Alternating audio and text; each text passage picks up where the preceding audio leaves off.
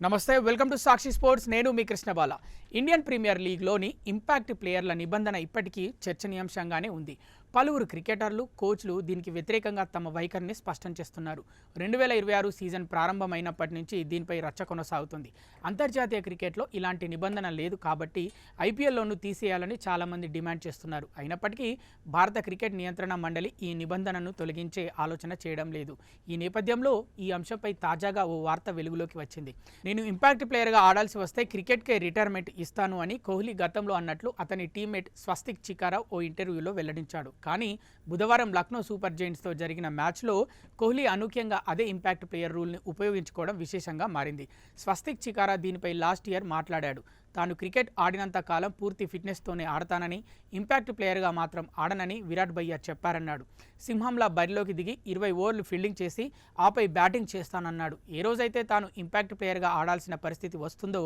ఆ రోజే క్రికెట్కి గుడ్ బై చెప్తాను అని కోహ్లీ తనతో అన్నట్లు తెలిపాడు అయితే ముంబై ఇండియన్స్తో జరిగిన గత మ్యాచ్లో కోహ్లీ స్వల్పంగా గాయపడడంతో లక్నోతో జరిగిన పోర్లో అతను ఫీల్డింగ్కు రాలేదు కానీ ఛేదన సమయంలో మాత్రం ఫిల్ సాల్ట్తో కలిసి ఓపెనర్గా బరిలోకి దిగి అందరినీ ఆశ్చర్యపరిచాడు ఈ మ్యాచ్లో 37 ఏళ్ల కోహ్లీ తన గాయం తాలూకు ఆనవాళ్లు ఏమాత్రం కనిపించకుండా 34 బంతుల్లో 49 పరుగులు చేసి జట్టు విజయంలో కీలక పాత్ర పోషించాడు ఈ అంశం ప్రస్తుతం వైరల్గా మారింది